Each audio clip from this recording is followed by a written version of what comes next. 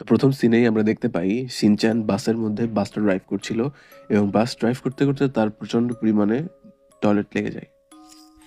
এবারে শিনচ্যান শিরোকে ডাক দেয়, শিরোকে ডাক দিয়ে বলে তুমি একটু দাঁড়াও, স্টিয়ারিংটা ধরো, গাড়িটা চালাও, আমি একটু বাথরুম থেকে ঘুরে আসি। তারপরে ভাই শিনচ্যান বাসের উপরে উঠে এনিমিদের দিকে তাক করে প্রসাব করা শুরু করে। বাহ ভাই বাহ। তারপরে কাজামা দেখে যে ওরা আস্তে আস্তে মিউজিয়ামের দিকে এগিয়ে যাচ্ছে। তারপরে সবাই বলে যে ঠিক আছে, আমরা তাহলে সব বড়দের বাঁচিয়ে ফিরিয়ে আনবো। সে সময় কেনকির সব গার্ডগুলা বাসে অনেক জোরে জোরে ধাক্কা দেওয়া শুরু করে। তো ওরা এরকম ধাক্কাধাক্কি করতে করতে ঢুকে পড়ে মিউজিয়ামের ভিতরে। তো বাসটাকে আসতে দেখে ওরা সবাই বলে যে মিউজিয়ামের গেটটা বন্ধ করে দিতে। তো মিউজিয়ামের গেটটা সম্পূর্ণ বন্ধ হওয়ার আগে ওরা ভিতরে ঢুকে পড়ে, আর কেনকির গাড়িগুলা গেটে ধাক্কা খেতে শুরু করে। আর এদিকে শিনচানরা শিরোর অনেক বেশি নাম সুনাম করে। তারপরে ওরা সবাই মিলে শিরোকে অনেক বেশি প্রশংসা করে, কারণ ও এত ভালো ড্রাইভ করে ওদেরকে ভেতরে নিয়ে চলে এসেছে।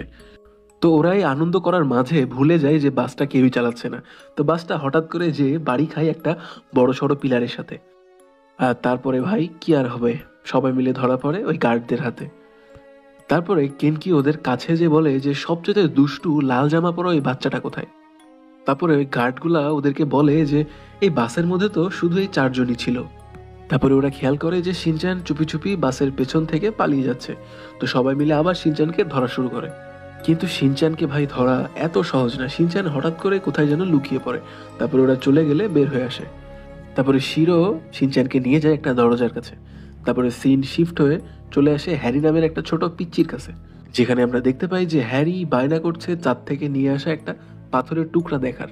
কিন্তু শিনচানের দাদা বলে যে ওই ফালতু পাথরটা দেখার জন্য কে এতক্ষণ লাইনে দাঁড়িয়ে থাকবে, তার থেকে ভালো তুমি আমাদের সাথে অন্য কোথায় চলো, যেখানে তুমি সুন্দর সুন্দর বড় আপুদের দেখতে পাবে। তো আসলে এই বাচ্চাটা আসলে শিনচানের বাবাই। তো এটা ছোট কোনো হ্যারি না, কিন্তু শিনচানের বাবাই সবকিছু মনে মনে ভাবছে। তখনই পিছন থেকে শিনচানের ড্যাড অর্থাৎ হ্যারির হাত ধরে টানাটানি শুরু করে আর বলা শুরু করে যে ড্যাড, আমার সাথে বাসায় ফেরত চলো। তখন হ্যারি বলে যে আমি তোমায় চিনি না, তুমি কে, আর আমি তো কারোর বাবাই না। তারপরে হ্যারি বলে যে আমি তো এখনো অনেক ছোট বাবা হওয়ার জন্য। তো শিনচানের মনে পড়ে যে কেনকি এর উইয়ার্ড একটা পারফিউমের কারণে সবাই নিজেকে ছোট বাচ্চা ভাবছে। তো এইটা ভাবার সাথে সাথে শিনচানের মাথায় একটা হঠাৎ বুদ্ধি কাজ করে। তো শিনচান ওর বাবার জুতাটা খুলে ওর বাবার নাকের কাছে ধরে। তো ওইটা দুর্গন্ধে হ্যারির সবকিছু মনে পড়ে যায়। কিভাবে হ্যারি একদম ছোটবেলায় তার বাবার সাথে মাছ ধরতে যেত, এবং একটু বড় হওয়ার পরে সে কিভাবে স্কুলে যেত। তারপরে কিভাবে ওর মিৎসির সাথে দেখা হয় এবং কিভাবে শিনচানের জন্ম হয়। তারপরে সারাদিন কাজ করার পরেও শিনচান আর হিমাবারি কিভাবে ওর জুতোর গন্ধ শুকে ওর জন্য দোয়া করতে থাকে, প্লাস কিভাবে ওরা সুখে শান্তিতে বসবাস করছিল, সবকিছুই ওর মনে পড়ে যায়। তো এই সবকিছুই হ্যারির মনে পড়ে যায় এবং হ্যারি কাঁদা শুরু করে। তারপরে শিনচ্যান হ্যারিকে জিজ্ঞেস করে যে এবার মনে পড়েছে তোমার যে আমি কে। তারপরে শিনচ্যানের ড্যাড ওকে জড়িয়ে ধরে বলে যে হ্যাঁ, আমার সব মনে পড়ে গেছে। তারপরে ওরা আস্তে আস্তে যে শিনচ্যানের মাকেও ঠিক করে ফেলে। তারপরে সিনে দেখা যায় কেনকি এসে অনেক বেশি অবাক হয়ে যায়, কারণ ওদের এরকম ঠিক হয়ে যাওয়ার কথা ছিল না। তো তারপরে শিনচ্যানের পুরা ফ্যামিলি বলে ওঠে যে আমরা সবাই ঠিক হতে চাই।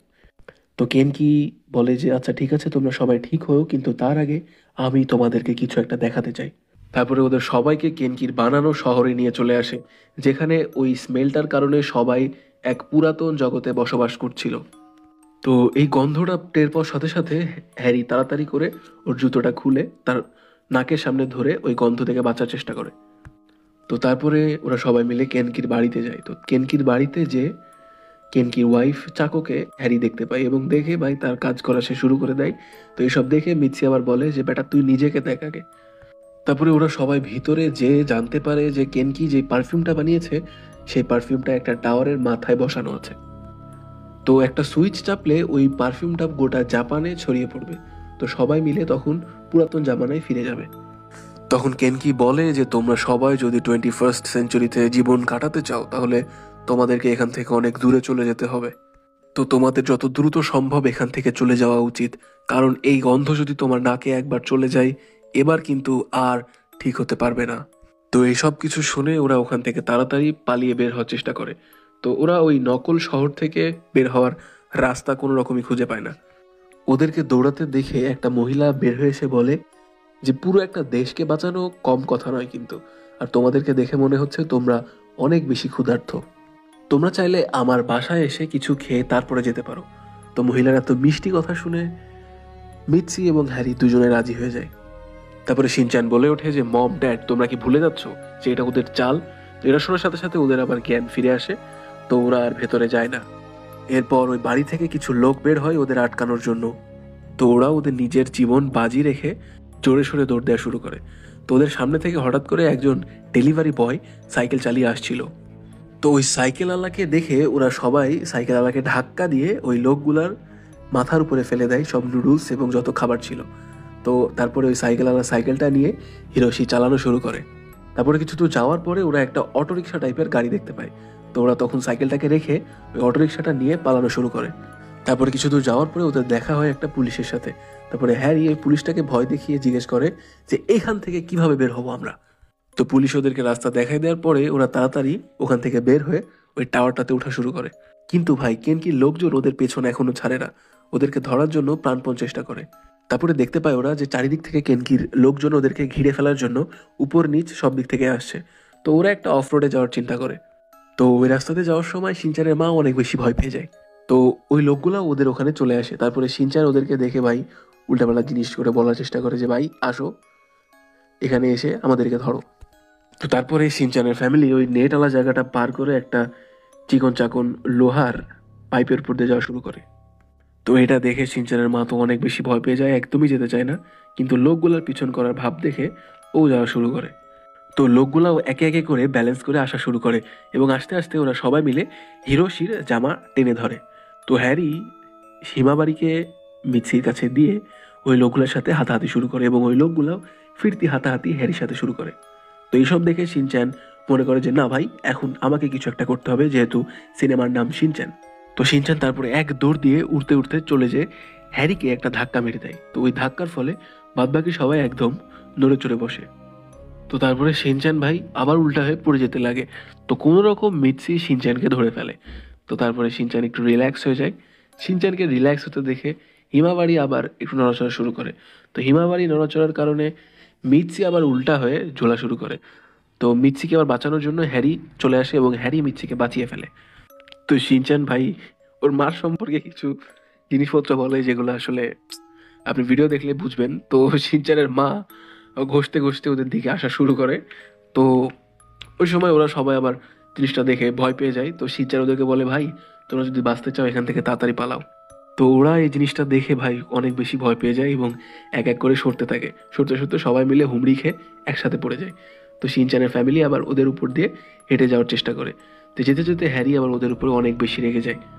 তারপরে কেনকি দেখে যে ওরা ব্রিজে পৌঁছে গেছে। তো কেনকি টেনশন শুরু হয়ে যায় এবং কেনকি বের হয় সুইচটাকে টিপে দেওয়ার জন্য। তো ওরা বাঁচার পরে আবার নতুন করে যাত্রা শুরু করে উপরে যাওয়ার জন্য। যেতে যেতে দেখে যে লিফটে করে কেনকি উপরে আসছে। তখন শিনচ্যানের মা মিৎসি বলে ওরা মাত্র দুজন, ওদেরকে আমরা খুব আরামসে সামলে নিব। তারপরে ভাই ওদের ভেতরে কিছু ফ্যামিলি টক্স হয় এবং যেগুলা অ্যাজ এক্সপেক্টেড শিনচ্যানের থেকে। তো যাই হোক, তারপরে ওরা উপরে উঠতে উঠতে দেখে যে কেনকি আর চাকো লিফট নিয়ে ওদের জন্য অপেক্ষা করছে। আর তখন কেনকি হ্যারিকে বলে যে তুমি কি ফিরে যেতে চাও না? তখন হ্যারি বলে যে একদমই না, আমি আমার পরিবারের সাথে খুব সুখে শান্তিতে বসবাস করছি এবং করতে চাই। তো এই কথাটা শুনে কেনকি চলে যাওয়া শুরু করে। তো ওদেরকে চলে যেতে দেখে হ্যারিরা মিলে সবাই একসাথে লিফটটা চেপে ধরে যেন লিফট চলে না যেতে পারে। তো তারপরে চাকো হ্যারির হাতে জোরে সোরে একটা পাড়া মারে এবং হ্যারি লিফটটা ছেড়ে দেয়।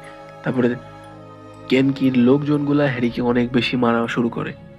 অন্যদিকে শিনচ্যান আর মিৎসি দৌড়ে উপরে উঠতে থাকে। আর এই সবকিছু দেখানো হচ্ছিল লাইভ টেলিকাস্ট করে। তো ওইখানে যে লোকগুলো ওদের পিছন করছিল ওদেরকে আটকানোর জন্য মিৎসি ওখানে একাই থেকে যায় আর শিনচ্যান আগে আগানো শুরু করে। তো শিনচ্যান অনেক বেশি জোরে দৌড়াতে দৌড়াতে উপরে উঠতে থাকে, যার কারণে ও অনেকবার পড়ে যায় এবং পড়তে পড়তে একটা পর্যায়ে ওর নাক থেকে রক্ত বের হওয়া শুরু করে। কিন্তু স্টিল আমাদের শিনচ্যান বাঘের মতো উপরে উঠতেই থাকে। তো ততক্ষণে কেনকি আর চাকো একদম টপ ফ্লোরে পৌঁছেই যায় আর এখন শুধুমাত্র কয়েক সেকেন্ডের দেরি সুইচটা টিপে দিতে। তারপরে শিনচ্যান কোনো রকম এসে ওর পাটা ধরে। তো কেনকি ওকে লাথি দিয়ে আবার এগিয়ে যায়, কিন্তু শিনচ্যান ওর পা আবারও ধরে। এত উপরে ওঠার কারণে শিনচ্যান অনেক বেশি ক্লান্ত হয়ে যায়, তো ঠিকভাবে হাঁটতেও পারে। কিন্তু কেনকি শিনচ্যানকে আবারও লাথি দিয়ে আগিয়ে যায় ওই সুইচটাকে টিপে দেওয়ার জন্য। তো সুইচটা টিপে দেওয়ার পরে কেনকি রিয়ালাইজ করে যে শিনচ্যানকে এভাবে দেখে ওই শহরের মানুষগুলা আবার 21st সেঞ্চুরিতে ব্যাগ যেতে যাচ্ছে। তো এইসব কিছু দেখে কেনকির অনেক বেশি মায়া হয়, তার ফলে সে আর ওই সুইচটা চাপ দেয় না। তো চাকো শিনচ্যানকে জিজ্ঞেস করে যে তুমি এমন কেন করলা? তখন শিনচ্যান বলে যে আমি সুখে শান্তিতে আমার ফ্যামিলির সাথে বাস করতে চাই, শুধু তাই না ওদের সাথে সারা জীবন কেটে অনেক বড় মানুষ হতে চাই এবং চাকর থেকেও সুন্দরী সুন্দরী মেয়ের সাথে কথা বলতে চাই। তো এসব কিছু বলে শিনচ্যান বেহুশ হয়ে যায়। তো তারপরে চাকো বলে তাহলে এটাই কি আমাদের শেষ? তখন কেনকি বলে যে হ্যাঁ, এখানে আমাদের 20th সেঞ্চুরি শেষ। তো ওরা কেউই 21st সেঞ্চুরি জীবনযাপন করতে চায় না, যার কারণে ওরা সবাই মিলে টাওয়ারের একদম ফার্স্ট ফ্লোরে চলে যায় সুইসাইড করার জন্য।